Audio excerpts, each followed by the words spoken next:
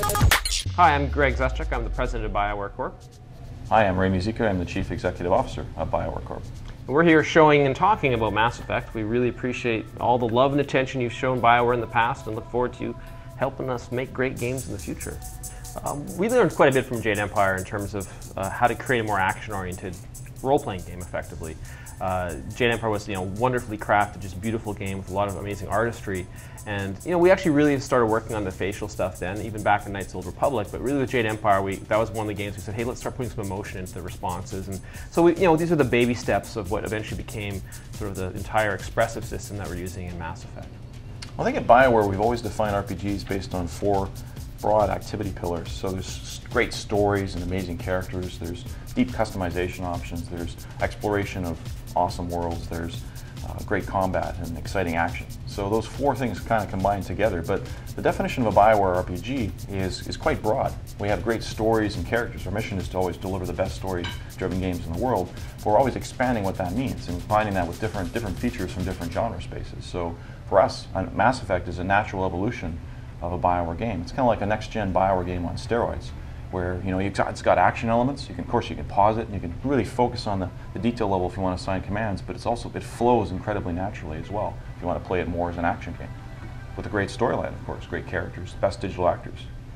Well, I think there's a lot of interesting depth to the game in terms of simply the types of combat. It's not just all shooting. It's a broad range of things, such as the tech powers and the biotic powers. There's a range of things you can do. We were showing in the demo, for example, last couple of days, how the Adept, one of the class most versed in the tech powers, can throw up barriers. You can literally hide behind those and shoot out other tech powers. One of the other people in your group, Cadence, a Sentinel, he's able to use his tech powers to do things like disable shields and other people you're fighting, all kinds of stuff. And that's just the combat side. The other side of the game, there's a whole bunch of really cool progression, customization stuff. Like you really do create persona, and you can actually identify each of your characters and drive them in a certain different direction and create different types of characters. Focusing on even different subsets within their classes. So it's a really neat way to sort of take the game and let the user totally customize what they're experiencing. We always try and provide layered depth and accessibility, like Greg was saying. So we want players to have the choice how they play it. I mean, that's true in both the story aspects. When you're having a conversation, you want it to flow naturally. You can really take the time to think through every option, or you can have it just like a conversation where you pick your options quickly. There's a consistent mapping system used in the dialogue system, so you always want to be a badass. You can always push down, and I think it's the bottom right. And basically, you're always kind of a little more kind of Jack Bauer-esque, a little edgy. A little edgy. If you want to investigate, it's always consistently mapped on the other side of the dialogue window, and it flows. It flows so smoothly. And the same is true in combat and action. Same, like we were saying before, the action aspect of the combat, it can be played in real time. It'll flow very, very smoothly, seamlessly. Or you can take the time and really use the squad command to position where your squad mates are on the battlefield and tell them which enemies to target. Or you can go even a layer deeper than that and assign specific actions, the biotic powers, the tech powers, the weapons that you want them to use on specific targeted enemies. And you can go into pause mode when you do that. So it's a range of accessible options for players. We want BioWare fans to be able to play the game the way they want to play it. And depending on our mood, I think we choose different modes as well. One of the fun things is about the layering effect we have in our games is, again, we always kind of come back to that customizing the experience, like, just maybe a tangent before I dive back in, but the way in Mass Effect, you have this great, really engaging, incredibly cinematic story to cover, or you can explore the galaxy. What an incredible range of options. Same thing goes for combat. You really, because you're exposed to different characters that you pick up and they all have different talents and different things that they can do, you're naturally going to start experiencing them. And then even during the battles, what will often happen is you'll also find you're having a really tough time with a certain type of enemy. And then if you change up your equipment, put some X mods on, some armor, get different type of shielding, start using different types of attacks. You say, hey, well, let's take down the shields instead of like just trying to blast through them with getting someone with some tech powers to do that. You'll suddenly be successful, and that's going to kind of open the player's eyes to the tactical variety that we actually provided. Even in what will appear very much for some players in a very action-oriented format, somewhat unique.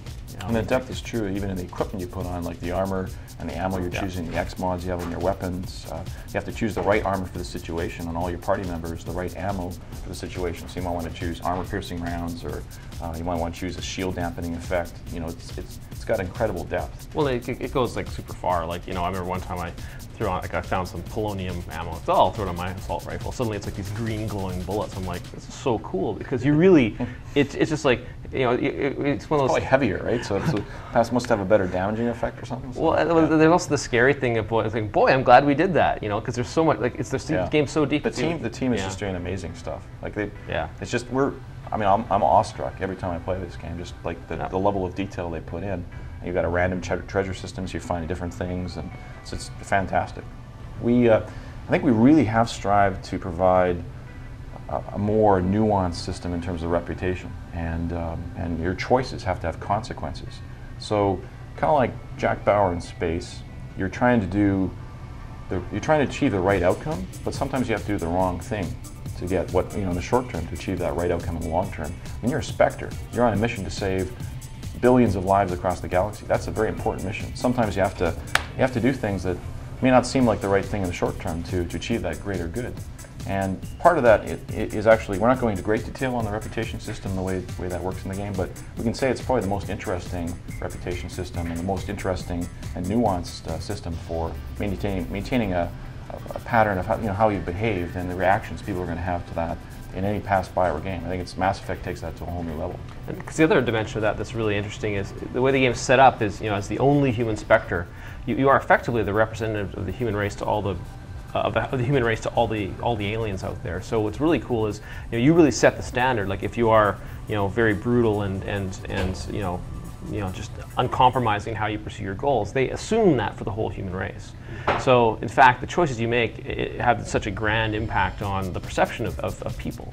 So it's really, you know, it's fun. It's fun playing a game when you have just that weight on your shoulders, and you're saying, and then you sweat those decisions, saying, okay, if I do this in the short term to get this in the long term, is it going to turn out right? And so it's a fun thing for us to sort of play around with. If you act like a brute, people, the rest of the galactic civilizations are going to think humanity are a bunch of thugs. Yeah. But you could also be noble, in which case they'll have that impression.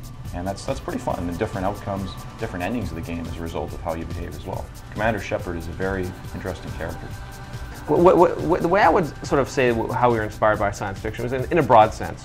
Specifically, there's certain elements, like, you know, certainly anyone who's playing Mass Effect will hear the music and be very brought back to the kind of the mid '80s kind of, like, you know, sci-fi stuff that was just, you know, the ethereal but like impactful music. And, you know, obviously the designs are very futuristic and future leaning, and, you know, and we have just tons and tons of just people that are really into science fiction, and they run the whole gamut. Some are like, we have one fellow who's the true science fiction purist on the team, that like the hard sci-fi, and we're definitely not, you know, going to that level, but I think we're trying to make the whole world make sense. But at the same time, the recognition that it's really it's approachable. People, you don't have to know anything about science fiction to enjoy the game, because it still is very much a human story. It's not about, you know, you have to know how to fix the warp core to succeed in the game. That's not required. It's much more human. Like, I agree. We're inspired by the emotional intensity of great cinema, and the great science fiction blockbusters all have that. And, you know, they sustain that feeling of fear or intrigue, or just you're totally immersed in the storyline. And they also have incredibly high production values, so we're inspired by that as well. We want Mass Effect to have the emotional intensity and the high production values of a HBO or Hollywood blockbuster. That's what the team is actually building together. They're really striving for that, and I think they're achieving that goal. Well, where we're at in terms of development right now is the team is at a really good spot. We have an amazing team. They're passionate, they're hardworking.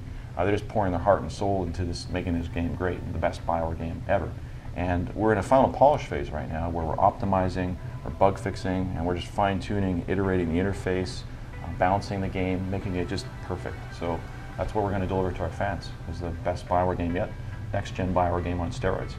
You know, Mass Effect's a game that really would lend itself to downloadable content. Like we don't reveal the specifics yet, but you can conceptually imagine the kind of things you could do in a game that really is the explore of the galaxy. You know, there are no boundaries. So in terms of downloadable content, there's a lot of things we can do. And we actually have been actively pursuing some stuff, but still very hush-hush. But we think it's going to be a very you know, rewarding and progressive program, and that's going to hit a lot of different beats. You know, on the one hand, you'll satisfy those people that want more. You'll satisfy those people that, you know, want something different. So it's kind of we're actually pretty happy with how that's shaping up. And, you know, first things first, we're finishing the full game. We're going to get that just beautifully packaged up in this race. So the team is doing a spectacular job. Once that's done, you'll probably be seeing a lot more about the downloadable content, the ongoing plans. Like all BioWare games, the key for us, and partner Microsoft as well. We have to release a great game. And that's what we're striving for Mass Effect. So we haven't announced release date because for us it's done when the quality level is there to deliver to our fans. A really high polished experience.